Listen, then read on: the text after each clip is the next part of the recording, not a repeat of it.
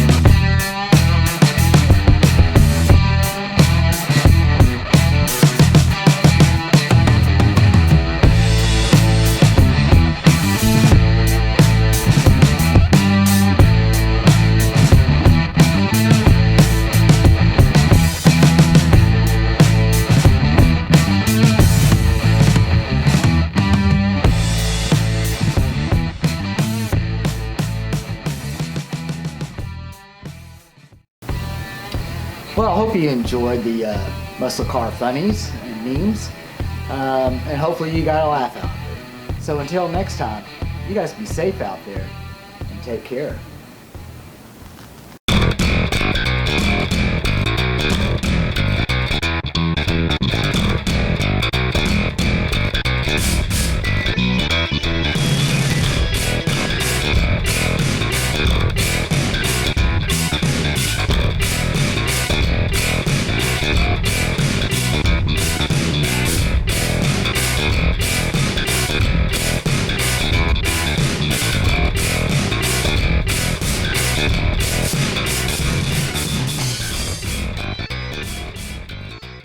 I'm Francis Kiefel, and I approved this video.